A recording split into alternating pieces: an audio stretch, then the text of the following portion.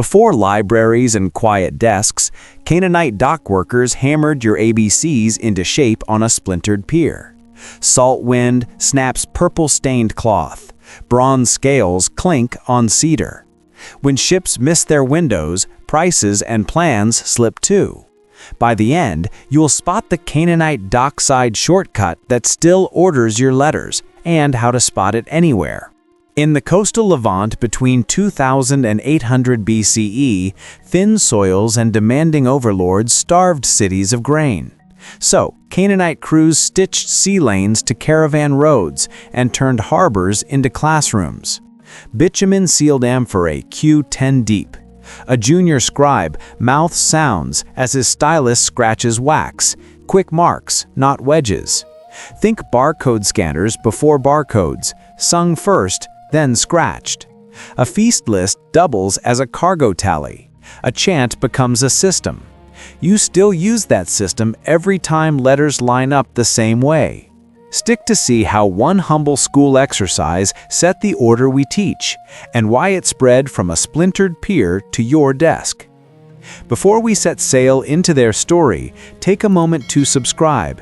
It helps us keep exploring these quiet, powerful traces of the ancient world together. Low hills break toward a narrow coastal plain in the Middle Bronze Age.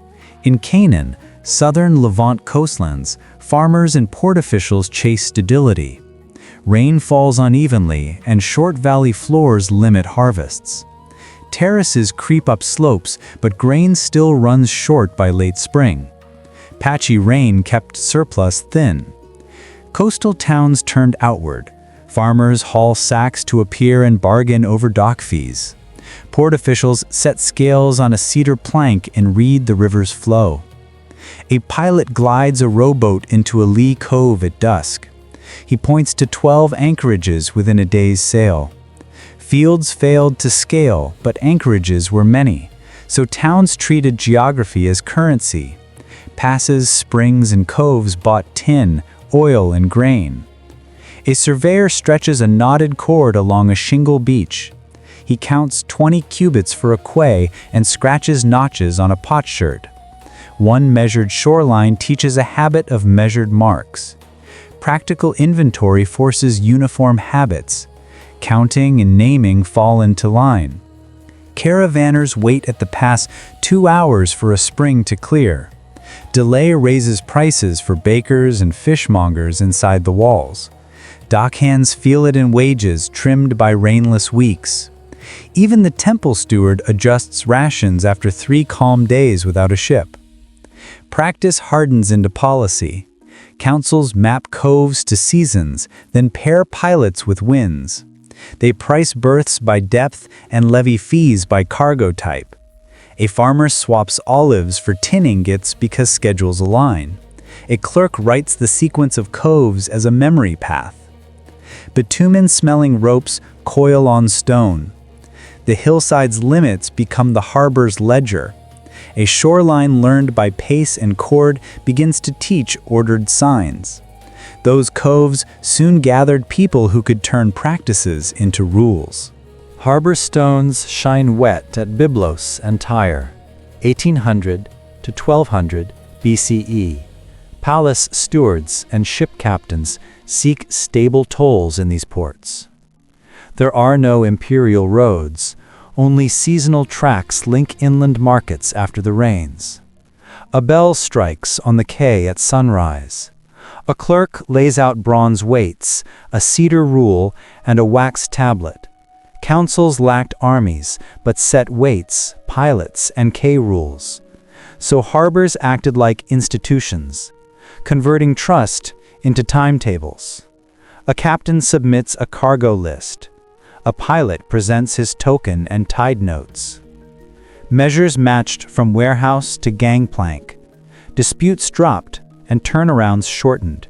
1 grain basket equals 1 seal on the tablet. Uniform standards cut arguments short, and ships clear the quay faster.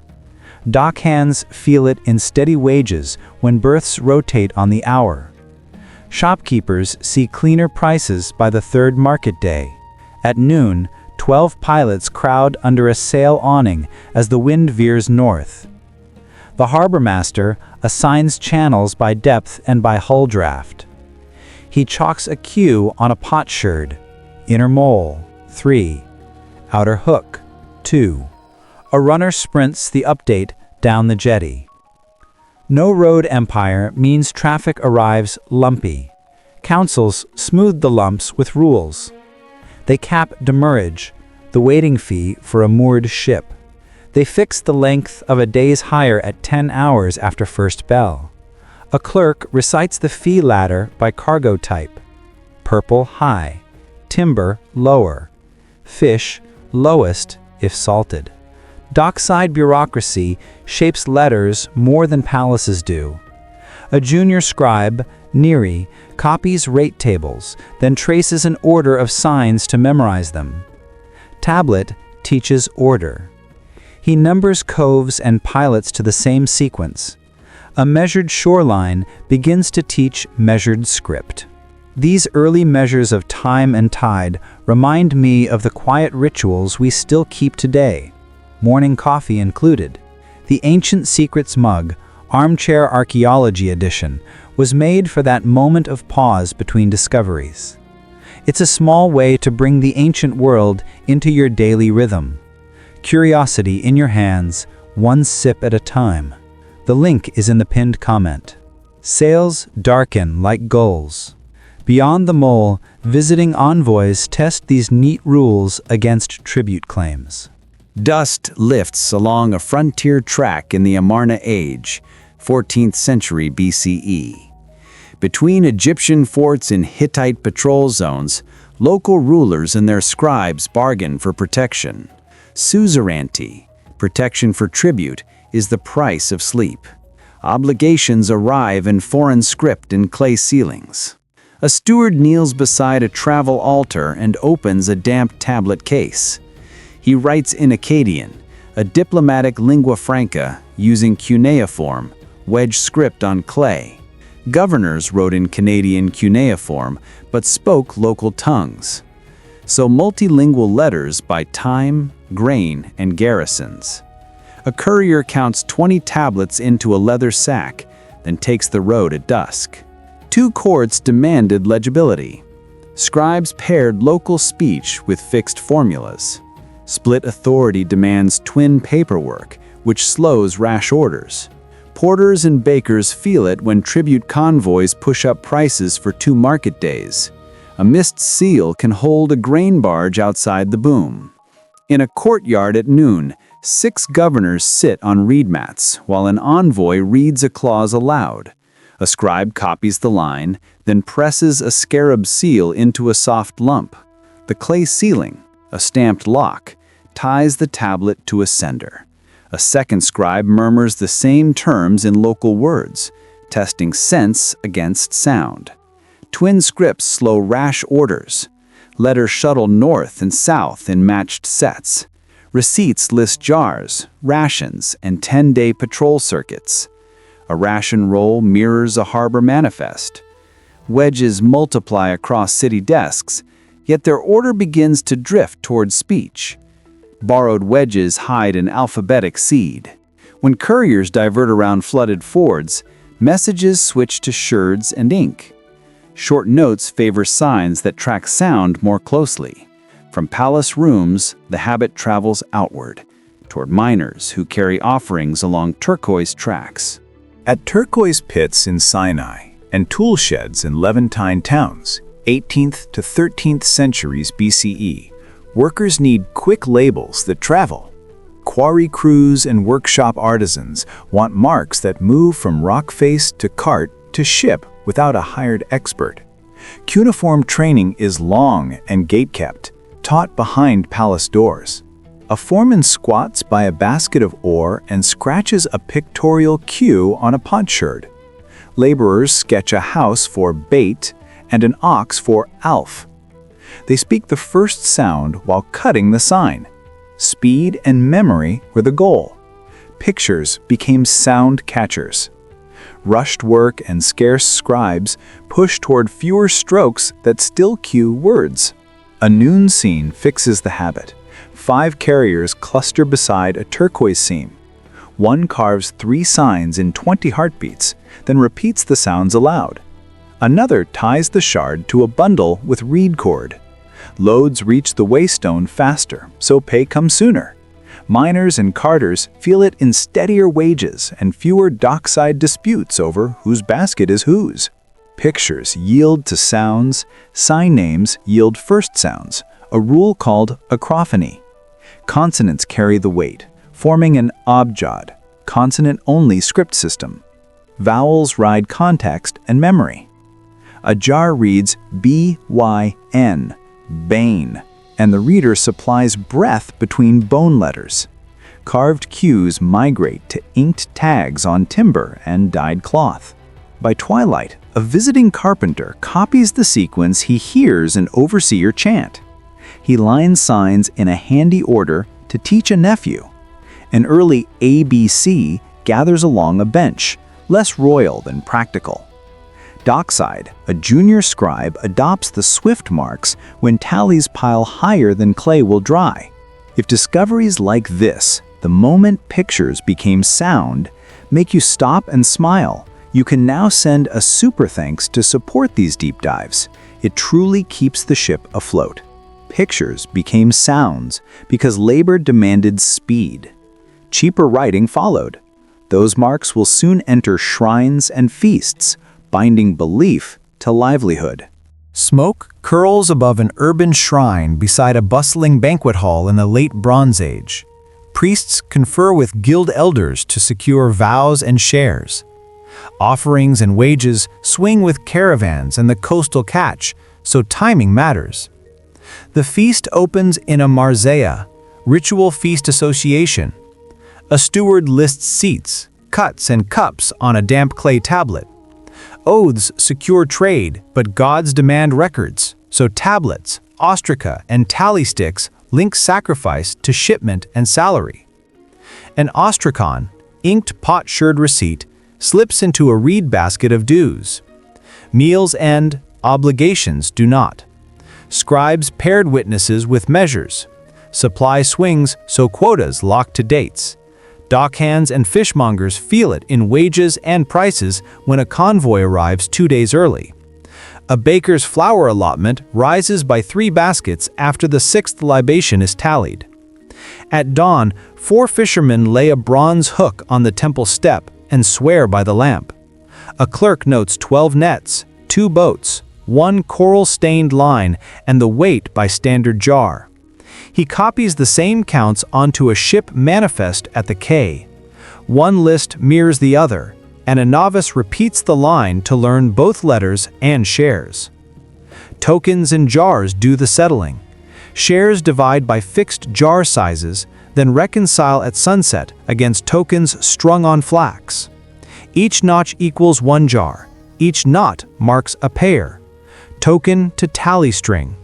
When a caravan misses the pass, priests shift rations and postpone vows 1 day. A scribe prunes expired items, adds 3 fresh lots of oil, and updates the token string. By night, the feast list reads like a primer. Names, goods, ordered signs, and totals. Dockside rates and temple portions speak the same language. Those paired lists will fund workshops and teach hands to count and spell.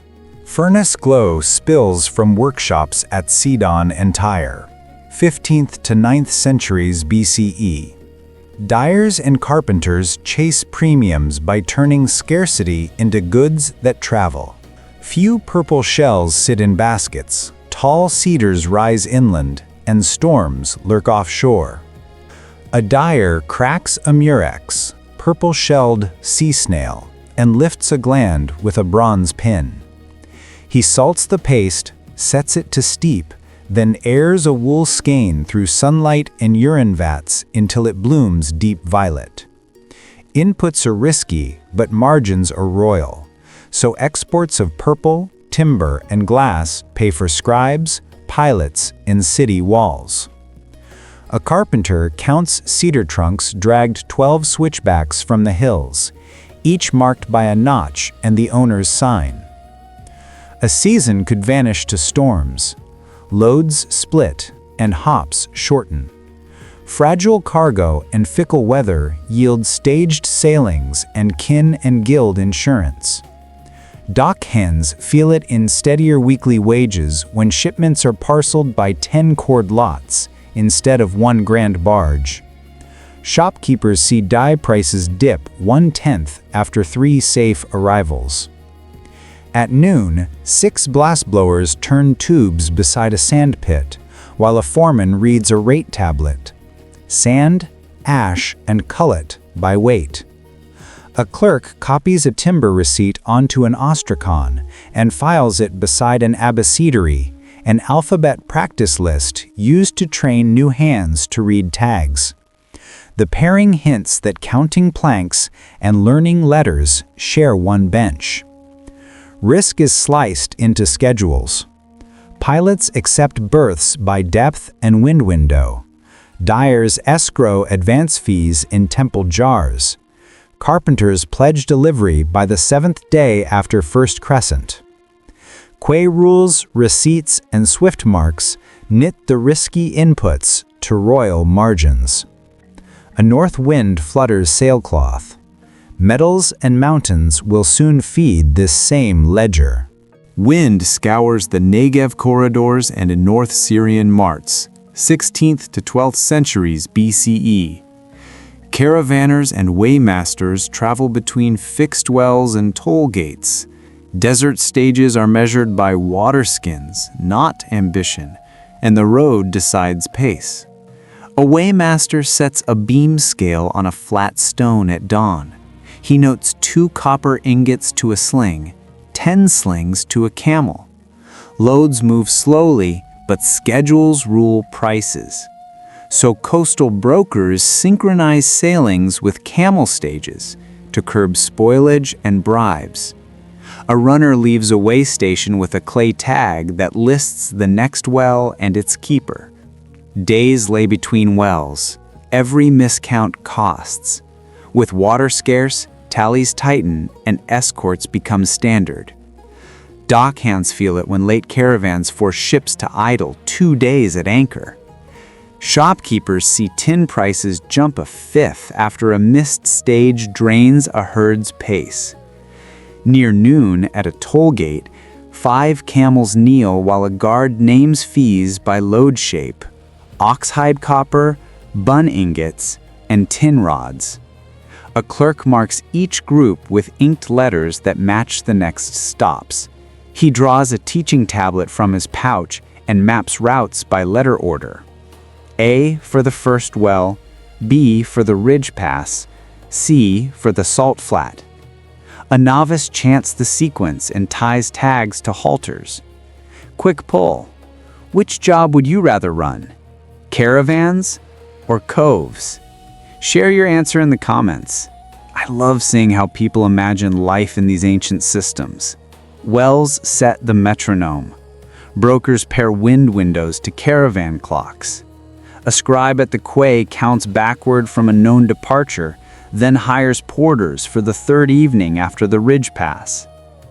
Caravans split sensitive freight. Tin travels at night for coolness. Copper stacks ride by day for speed. Receipts meet receipts when the convoy reaches the mall, and seals match the ship's manifest line by line. A dust devil spins over the track. The system will shudder when sea raiders cut the lanes. Smoke drifts over the eastern Mediterranean in the 12th century BCE. Refugee crews reach half-ruined quays where town councils meet in borrowed rooms. Blockaded shipping and burnt granary set the terms of survival. Routes fracture, but small ships and short hops endure. Crews reef canvas to lighter rigs and choose coves only a morning apart. Small holds and high risk required quick notes. Networks break, paperwork trims down to pocket size. A rope maker, a baker, and a porter feel it when wages settle to shorter contracts and bread prices stop whipsawing after 2 safe runs. At dusk, 12 families crowd a waterfront hall while rain rattles the roof tiles. A teacher chalks letters on a plank and pairs each sign with a Harper call. He drills a sequence that fixes prices, pilots, and pickup hours. A port classroom standardizes sounds to steady trade. A novice copies rate tables on sherds, then reads them back to the weighmaster under a tarred awning. Guilds split by craft and cove. One guild keeps a list of 5 anchorages for winter, another lists 3 for summer. Scribes trim formulas, favoring signs that mirror spoken order. Clerks match rope coils and oil jars to 2-letter tags. Captains accept stamp tokens and return chits within 3 days of landfall. Families store grain in smaller bins to spread risk when a granary burns. Short chains replace grand circuits. A 5-cove rhythm develops. Load, hop, tally, hop, unload. Councils post fixed tolls and time windows, measured by bell and tide, not by distant court. Shrines count shares nightly, and the walls rise 1 course at a time. Sails reappear along the horizon. The heirs will sail farther under a new banner. Morning light washes the Levantine coast, 10th to 6th centuries BCE. Merchant households and navigators chase distant markets across bays and headlands. Abroad, they face foreign coinage and colonial statutes that define weights, contracts, and court days. New laws bind them, but letters travel cheaply, so the script spreads with cargo lists, treaties, and shop signs. A steward paints 3 letters on a jar tag and matches it to a tally string. A captain hands a treaty copy to a harbor judge and reads the clauses aloud. Rules shifted by Gulf. Only portable certainty would do. Authorities scatter, so standard wording carries across docks. Dockhands feel it when posted rates reduce haggling to minutes. Shopkeepers gain steadier margins after toll clerks accept lettered tokens as proof of paid fees. At noon, a scribe chalks price boards under a canvas awning while crews coil wet rope. He writes the same abjad, consonant-first script, in 2 alphabets for 2 towns. One board names purple by grade. Another lists timber by length in cubits. A cabin boy hums a teaching jingle to fix the order. The alphabet song has Bronze Age roots. Letters become the cheapest cargo. Traders bundle letters with measures. Ship names and cove names share first sound signs. Contract lines copy harbor rate tables, then travel inside bales as receipts. Coin types vary, but lettered endorsements anchor value. A pilot plots 3-night runs and marks his course with initials on a wax tablet. Clerks stamp lead seals and echo the same order in every port. Wood, dye, and glass still move, but script becomes the most reliable export. Painted signs glow above stalls, and school slates multiply in counting houses. The network expands, even as labels for people begin to change in foreign mouths. In the Iron Age, through Roman centuries, court writers and theologians shaped origin stories. Along imperial roads and coastal libraries, officials mapped peoples into neat categories. Canonized narratives and imperial geographies fixed labels that stuck to maps more than markets. Labels hardened, but artifacts kept speaking. So digs, tablets, and genes trace continuity beneath renamings. A harbor town may change its name in a decree, yet the shop signs and school slates keep their older order of letters. Chronicles served rulers before merchants. Written ethnonyms drifted. The effect is a people renamed while their working system endured. At dawn, in a seaside trench, 4 excavators brush a classroom plank beside a timber receipt. The plank carries an abecedary, an alphabet practice list. The ostracon lists beams by length and pair. One teaches order, the other records delivery. A single abecedary ties docks to desks today. Labels shift, habits hold. Inscriptions on jars match the same sequence as contract lines.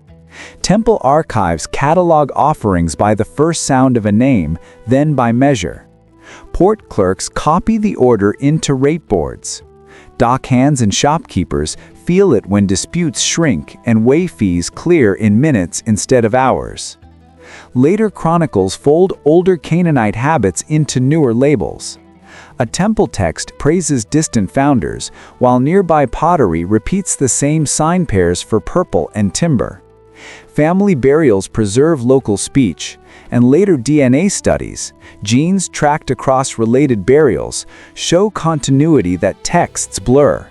The practical thread remains visible where counting meets sound. Administrative convenience plus literary agendas rename people without erasing practice. Across regimes, abjads, consonant-first scripts, keep their cadence in schools and stalls. Painted letters guide prices, routes, and payroll long after titles change. Even as empires rewrite introductions, the ledger's alphabet keeps the chapter heading steady. A keyboard clicks on a present desk, while waves thud in memory. We face our screens with ancient waterfronts in mind. Viewers meet forgotten scribes who linked tools to people. Modern categories split what was once one coastal network. Picture a plank table in a port school. A scribe scratches a line of signs. A child sings them back in order. Centuries later, nary sequence echoes under your fingertips. We learned names can vanish, but mechanisms persist. So the Canaanite gift is a working alphabet, trained in dockside classrooms and carried onto ships. Traders needed quick, portable records. Letters settled into a speedy order that outlived regimes. Shopkeepers still feel it in faster labels and clearer prices when signs follow a familiar sequence.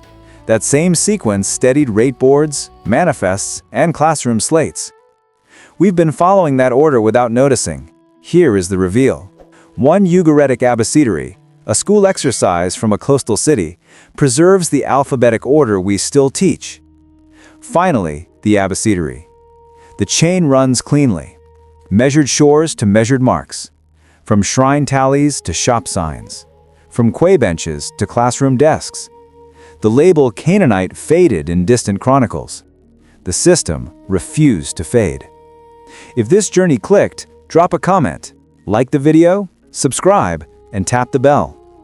Until next time, keep questioning, stay curious, and remember, shorelines taught order long before courts taught names.